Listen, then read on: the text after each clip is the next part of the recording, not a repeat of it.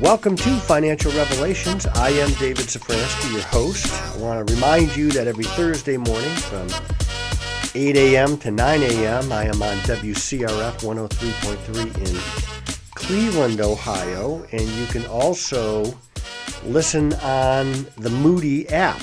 So if you go to the App Store and download Moody Bible Institute app, the radio section on it, you can find WCRF, and you can listen from anywhere in the world.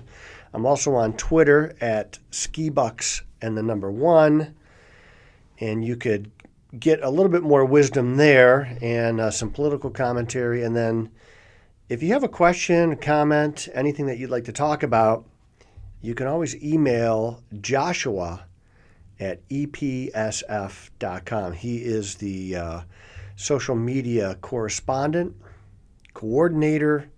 He does all that stuff, and he's also the producer of this podcast, and he's eager to take your questions and pass them on to me or suggestions. So you can call us at any time, 1-800-344-2534.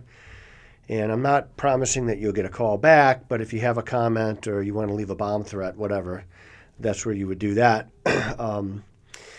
I thought it would be a good idea this week because it was a huge week politically and economically, continuing all the way through this morning, to just go over the week in review and kind of talk about what happened and how it's going to affect us and what comes next. What do we do now?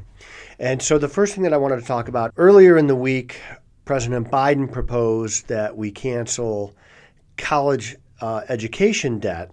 And if you're making $125,000 as a single person or $250,000 as a married couple, you would qualify. That's adjusted gross income, and you could eliminate up to $20,000 of debt per person if it's in Pell Grants, and $10,000 if it's in other loans. Also, Parent Plus loans could be canceled, it's looking like. So I inherently feel like some of this is a little bit un-American.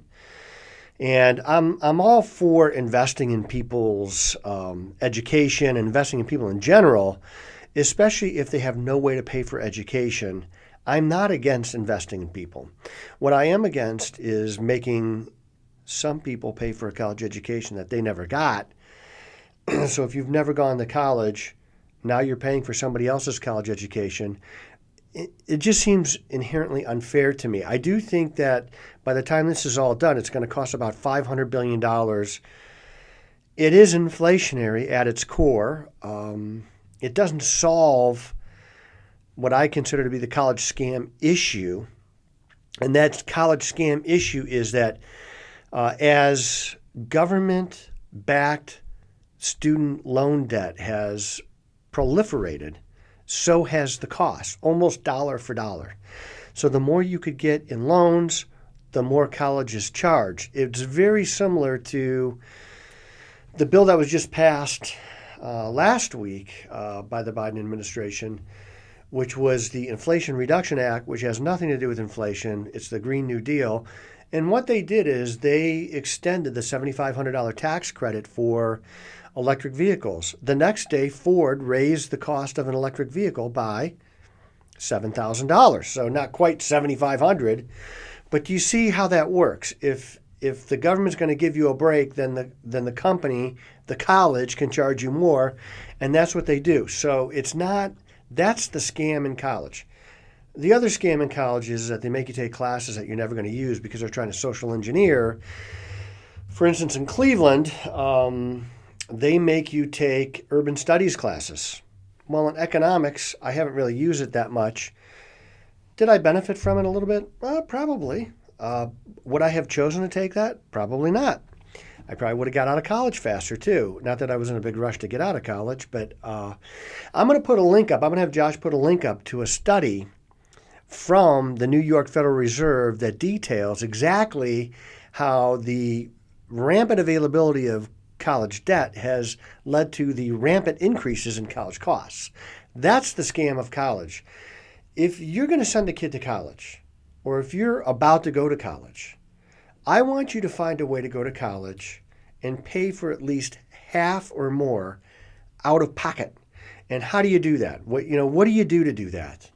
There's a lot of things that you could do. For instance, if your mom or dad or grandparents, and that kid doesn't really know what they want to do and they want to find themselves, allow them to find themselves cheaply at community college. There's nothing wrong with that. You can kind of get your feet wet of the college experience in the sense that you're taking college classes that will transfer to a four-year institution, but you're not wasting four-year institution money while you're trying to figure out what you want to do. You don't have to figure out what you want to do at $40,000 a year. Figure out what you want to do at $7,500 a year. It's a lot better.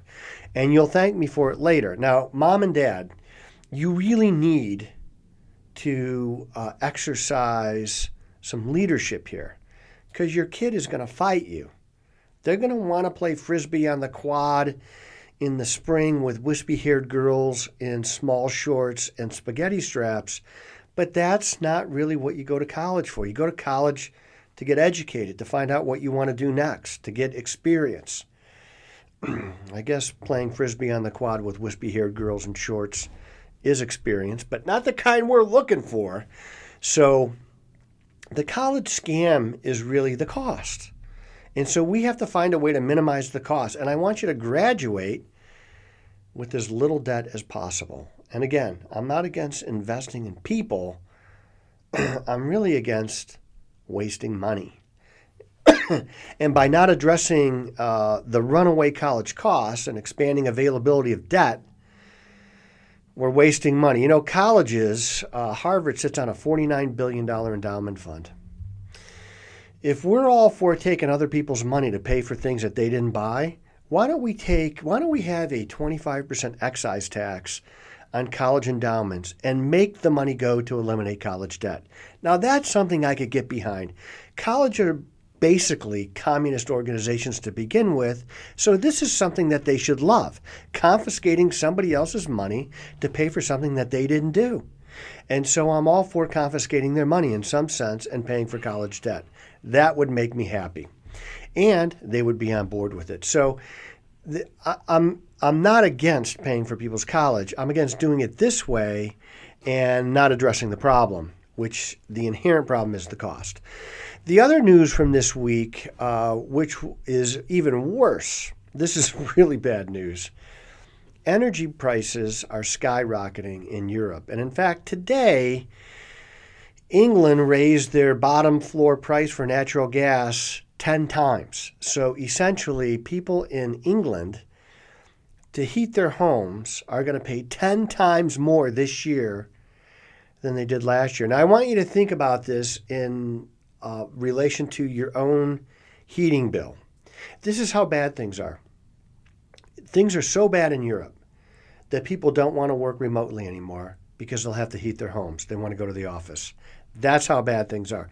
But in relation to your own heating bill, I would guess that the average natural gas bill, if you're fortunate enough to have natural gas at your house, if you go up the East Coast, up into Maine, New Hampshire, a lot of those people, they're on electric only or they're on heating oil, because there was a pipeline, natural gas pipeline, that was going to go up through New England. All the governors wanted it. Environmentalists killed it, thereby making the cost way more expensive to heat their homes. But let's say the average heating bill last year was $125 a month. Now take that times 10 and tell me it's not going to affect your budget. Is it going to affect grocery shopping, clothes shopping, driving around, going on vacation?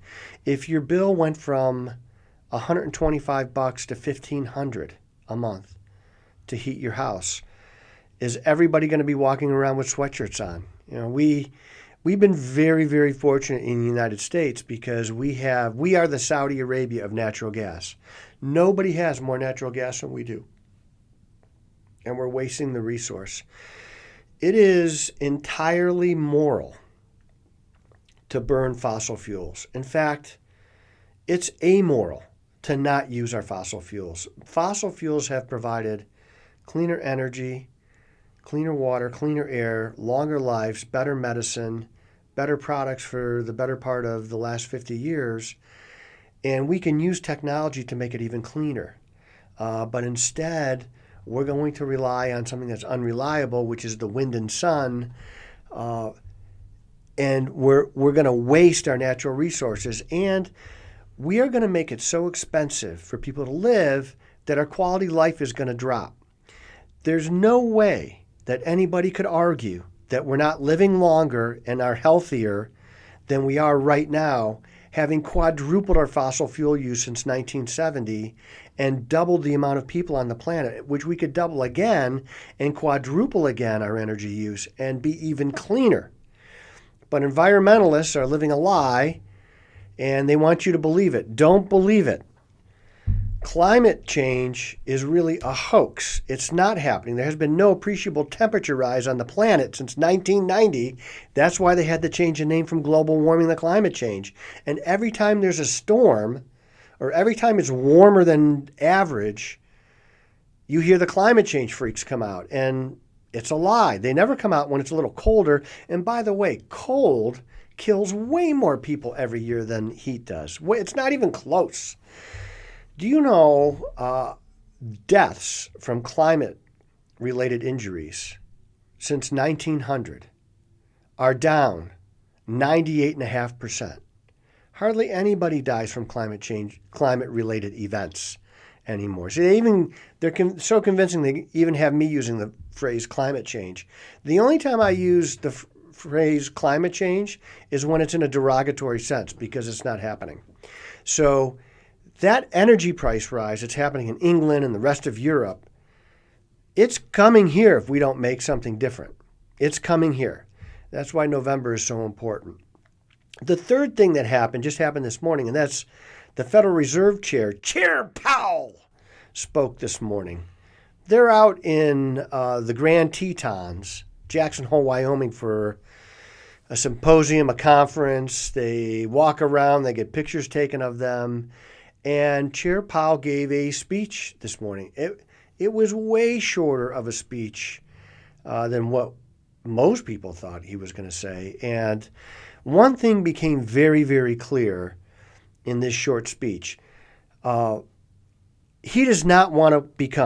Powell does not want to become known as Arthur Burns II.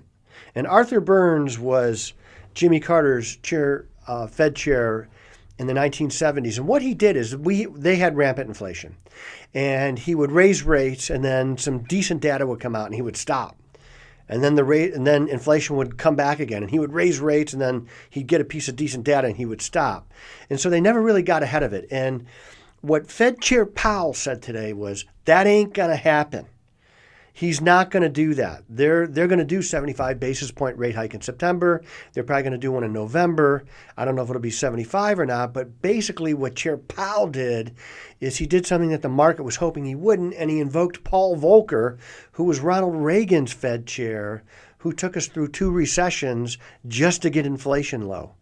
If you owned a house, or if you were buying a house in 1980, you were probably paying a 12% mortgage rate. Now, I don't think that's going to happen this time, but I think you're going to be paying 8. I think you're going to be paying 8. The other thing that Chair Powell did today is he said something that I have never heard, ever heard a Fed chairman say before. I've been doing this for 30 years, and I've studied the economy even longer because my degree's in economics. Chair Powell said, there's going to be a period of pain for individuals and businesses. Oh boy.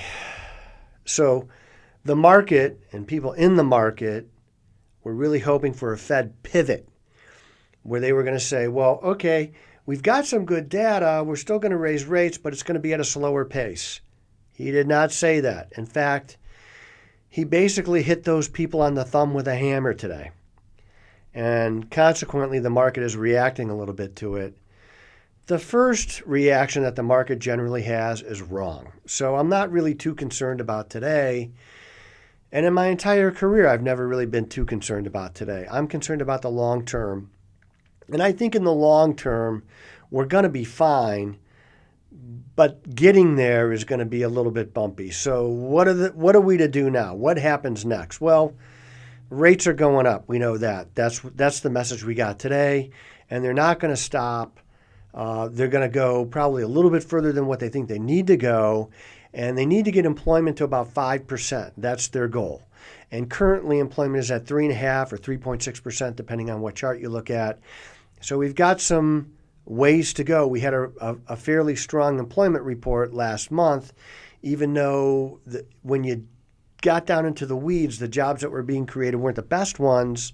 They were mainly part-time jobs, but it was still jobs. So they got to stop that. They need to see some job shrinkage to really know that they've been successful. I think the 30-year mortgage is going to plus 7%. There's going to be a housing market slowdown. And because the Biden administration is really flooding the market with money, including the college debt relief, that's money going back into the economy. And when you're trying to stem inflation, that's the last thing you want to do in wholesale numbers like they did today or this week with the college debt relief. The Fed's got to find a way to slow the economy down. And that's what they're going to do. So it doesn't mean that the market has to go to zero. It's not going to do that. But I think you are going to see spending shift changes. You're going to go, people are going to be spending less at some of the higher end stores and probably trading down to Walmarts and Dollar Tree and places like that. I would look for dividend plays at this point because growth in general, except for the cream of the crop, growth in general is going to be muted for the next 18 months.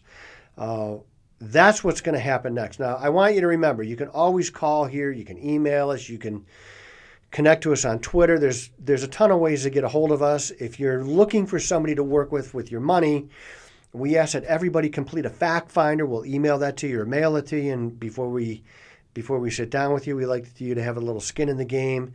And we want to maximize our time together. So I don't want to spend an hour asking you questions that I could already have the answers to, because we could get to what we really need to get to, which is what are we going to do with this money? But we will manage your money for you. We will help you do financial planning, estate planning, all of those things. All you have to do is reach out. Remember, Thursdays, 8 to 9 a.m., WCRF. I am David Safransky. This is Financial Revelations, and I will see you next week.